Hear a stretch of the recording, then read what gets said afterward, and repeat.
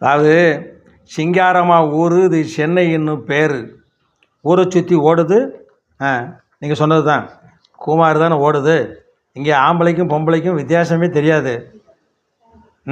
இங்கே பத்தினியே பார்க்க முடியாதுன்னு ஒரு பாட்டிலே, இளையராஜா பாட்டில் வந்திருக்கு. இங்கே பத்தினியெலாம் இங்கே பார்க்க முடியாது ஏற்கனவே பாட்டில் வந்திருக்கு. அந்த மாதிரிலாம் இருக்குது. சென்னையில் அப்படி தான் இருப்பாங்க. லெகின்ஸ் அன்னைக்கு கண்டுபிடிச்சான்னு தெரில, நைட்டியை கண்டுபிடிச்சோன்னே தேடுங்க. இப்போ செல்ஃபோனை மட்டும் ஆண்ட்ராய்டு அது எல்லாத்தையும் பார்க்குறீங்கல்ல, அதுலெல்லாம் நீங்கள் இந்த செக்ஸ் கண்டுபிடிக்கலையா? எப்போ பார்த்தாலும் பூக்கடைக்கு வர்றவங்களாம் நயன்தாரா, தமன்னா, திரிஷா மாதிரியா வருவாங்க. அலங்காரம் பண்ணி அழகாக அவங்களும் மட்டும் ரசிப்பீங்களாக்கும். இந்த அம்மா வந்ததில் உங்களுக்கு பிடிக்கலை.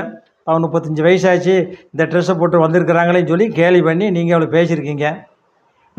உங்கள் மேலே புகார் கொடுத்துருப்பாங்க. ஏன்னா தமிழ்நாடு இல்லையா, பெண்களுக்கு தான் முதலிடம்.